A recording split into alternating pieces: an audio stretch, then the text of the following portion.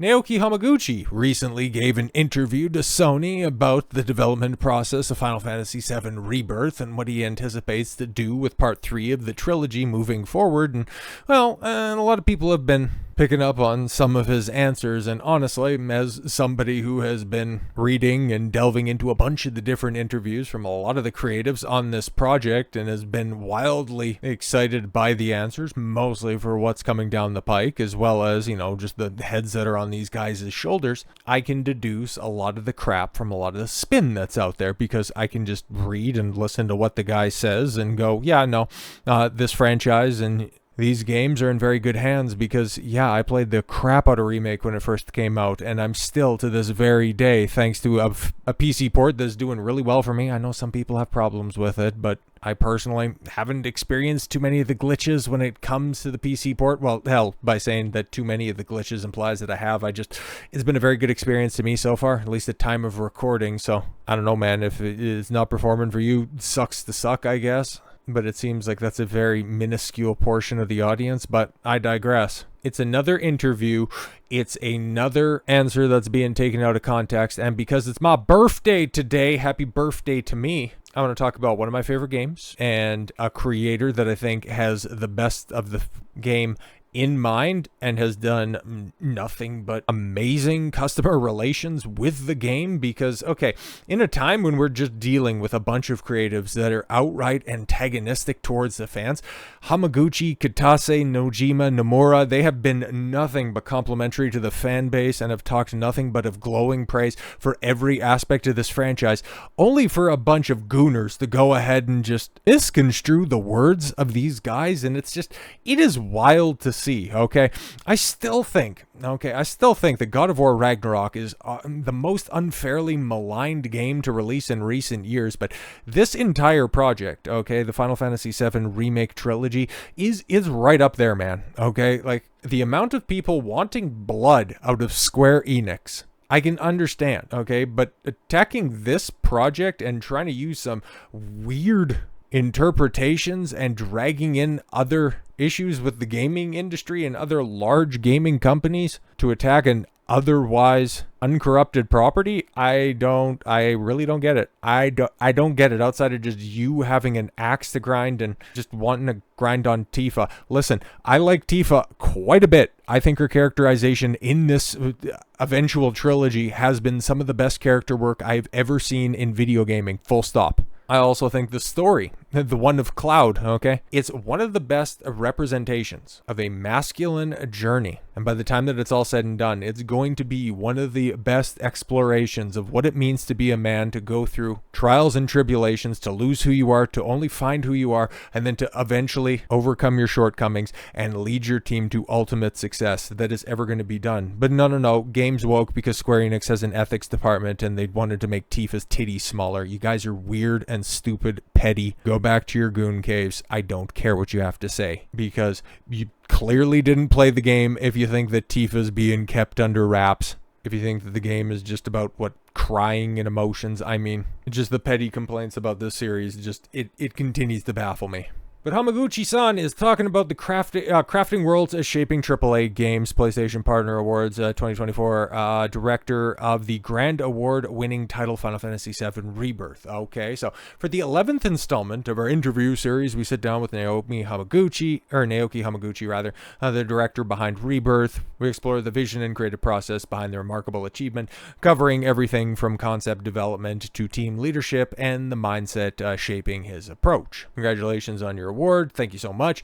Since this is only the second part of the trilogy and the story is still unfolding, I wasn't sure how it would be received, but having our creative challenges recognized in this way is incredibly rewarding as a creator. It is also a huge source of motivation for the development team as we move forward to the next title, making this award more meaningful. Wow, imagine that, just taking accolades and going, actually, it's like a team effort and we really take this seriously. Thank you for all of your appreciation.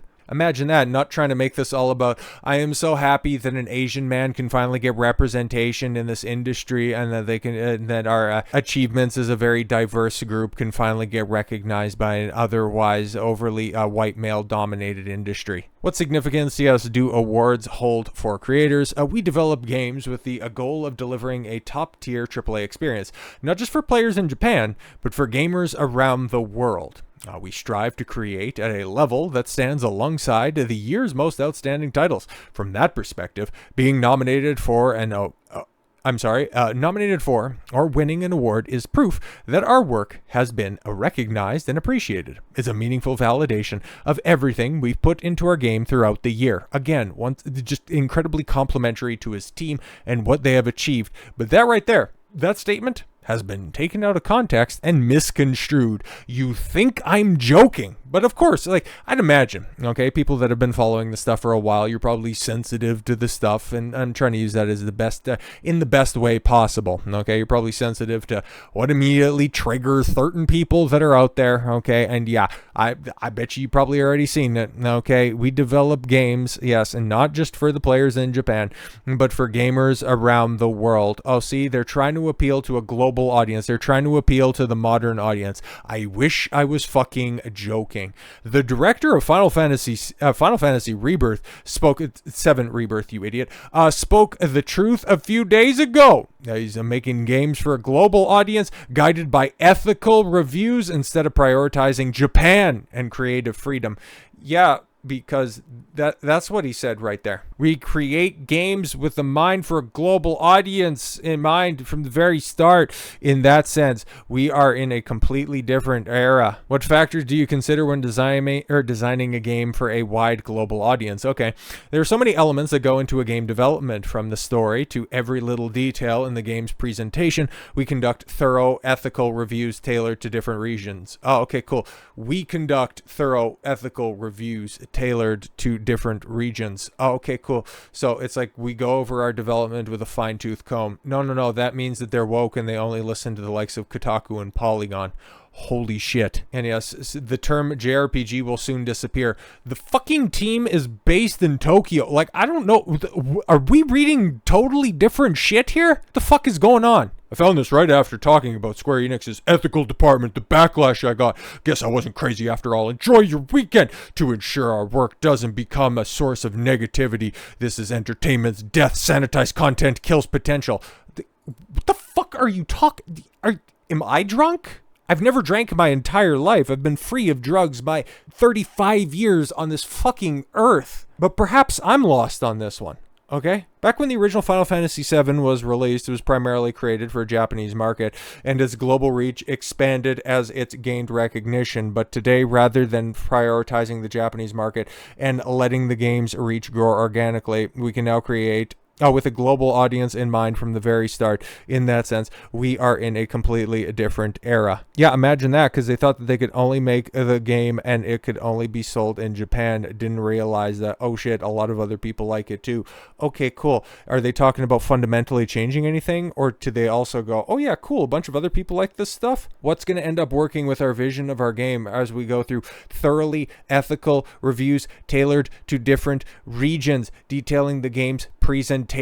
Holy shit, it's almost like reading is hard. As Japanese creators, we naturally develop the game in Japanese first before translating it into other languages. And yeah, the original FF7, it was like a historically bad translation, and I think it was it Nojima? The main scenario writer, okay, Kazushika Nojima, okay, he's had some crazy ideas, and he was also the scenario writer, I think, for 6, 8, and 10, I think, and then also Chrono Trigger, I think also worked on Chrono Trigger as well. But yeah, he talked about, after the debacle that was Final Fantasy VII, which was like handed to one guy, and he had like a week or two to maybe translate the entire game, and it was, let's just say at the end of it, these guys are sick. Yeah, exactly. So yeah, properly translating it, and here's the thing.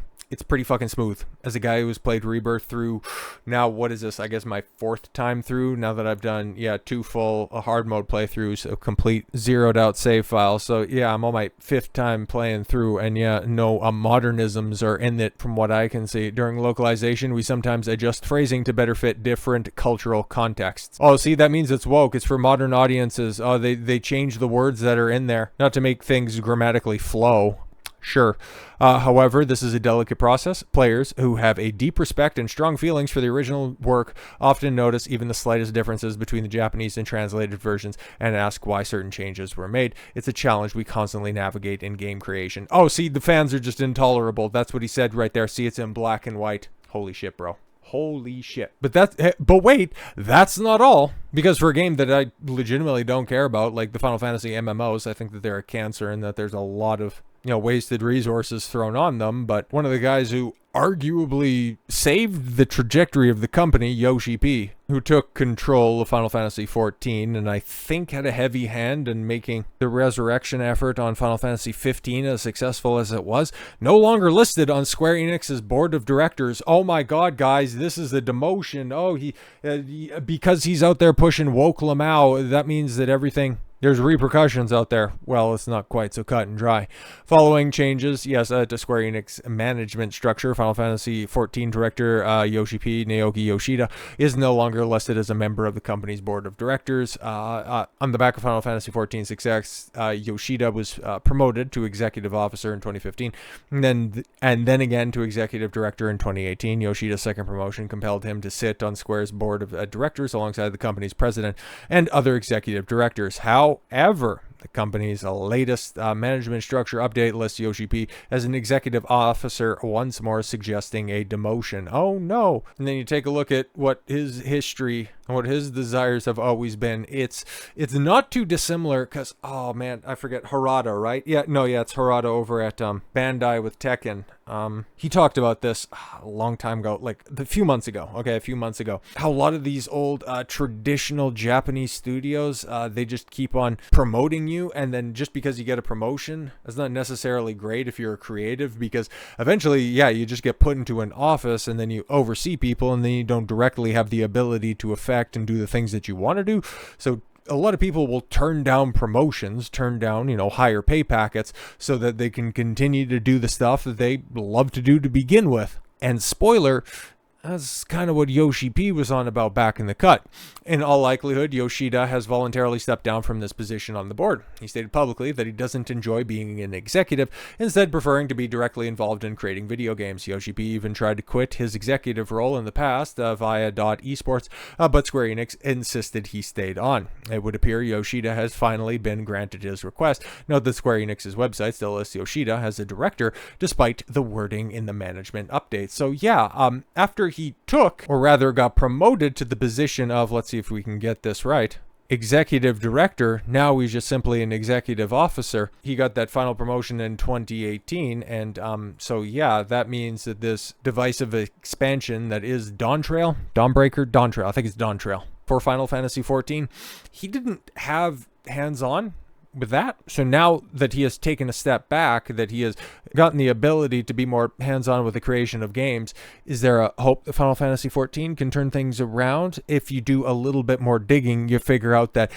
Square Enix isn't just purging the woke. It's, you have to be able to connect the dots and do just the tangible amount of reading instead of just getting outraged because you think the big company and they just do bad things because it's the things that I heard from the people on Twitter. Like I said, I have no love for Final Fantasy XIV. I know that the game is wildly successful from the people that play it, but MMOs I've never had a time for to begin with. It's just, I take it a little bit personally when people want to go directly after that Final Fantasy VII Rebirth and the Remake trilogy, because whenever I see attack vectors on it, it's never anything about the game. It's never anything about the gameplay. It's never anything correct about the characters or the writing. It's just shit that they have heard other studios do, and none of it applies to this absolute masterclass of a video game. So I will continue to just debunk it every time I have the opportunity. And if part 3 sucks, oh boy, this is going to become a 100% hate channel, but I really don't hope that happens, mostly because I need something to look forward to. So with all that said, thank you all very much for the gift of your time. I've been Don Consuelo. I want you to follow your gut and get after it. Take care, everyone.